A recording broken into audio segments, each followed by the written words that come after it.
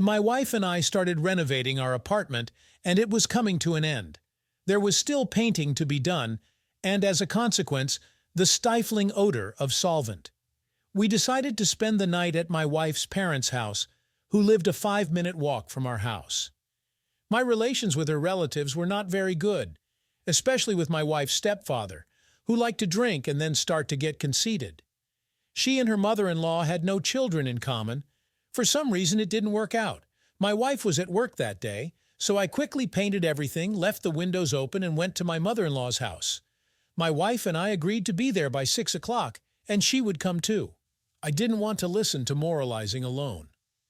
My mother-in-law was in the kitchen with a neighbor from the 5th floor, had already finished a bottle of cognac, and was having fun. In about 5 minutes, the neighbor went home to meet her husband from work, and we were left alone. My mother-in-law's husband was away on business in another city, and he was to arrive in a day. Son-in-law, let's have a drink while Claire's at work. My mother-in-law pulled a bottle of tincture out of her stash. Let's do it. I agreed. We drank a couple of shots with her, then the phone rang. My wife called to warn me that she would be late for 2 hours. Mother-in-law was well hungover and sitting at the table, paid little attention to her appearance. The floor and robe parted to the sides, and when she bent over the table, her charms were clearly visible. But the mother-in-law is not bad, I thought. The wife and mother-in-law were similar in figure, slender with a developed bust of size 3. That's a lot to take in. The mother-in-law was 42, the wife 21. I began to frankly assess her appearance.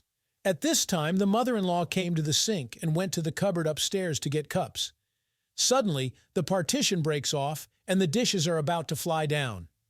"Dylan, help me quick!" shouts my mother-in-law. I came up behind her and pressed myself tightly against her mother-in-law, but there was no other way to help. My mother-in-law smelled nice. The robe was almost all open, and I stared at her. Basic instinct, nothing to do. My mother-in-law didn't notice anything yet, adjusting the dishes, rising and falling on her toes. It looked like she was rubbing against me, which put my boyfriend on alert.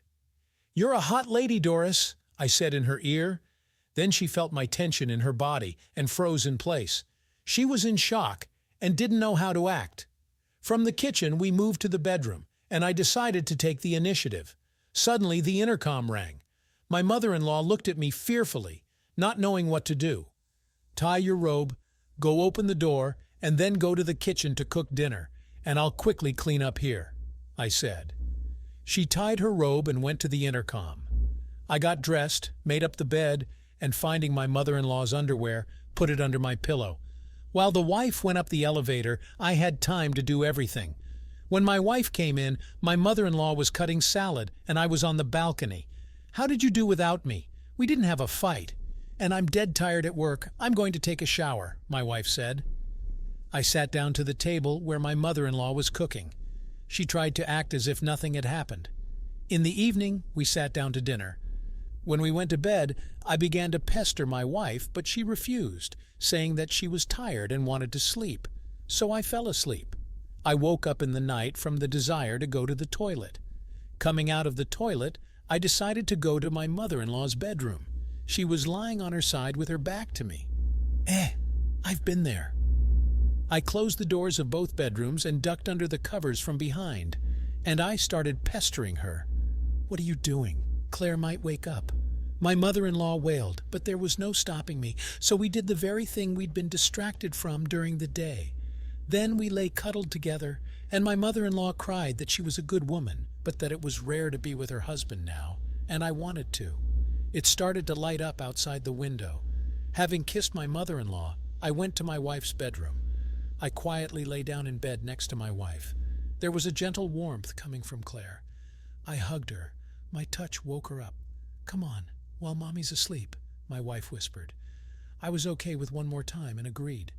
In the morning, the wife left with her mother-in-law for the market, and I went to our house. A week later, my wife says to me, "Mom asked me to hang a shelf." "Can't the stepfather do it?" I asked. "He went away for 3 days," replied my wife, pouting lips. You what is difficult I and the shelf hung up on the fun to the full, so I and served my mother and daughter, but became the best son-in-law mother-in-law for me, mountain and 9 months from that memorable night with a difference of a couple of days, my father-in-law and I took from the maternity hospital of their wives. They gave birth to boys who look just like each other, their relatives. The father-in-law is proud of the heir, everybody's happy, and only my mother-in-law and I know our secret.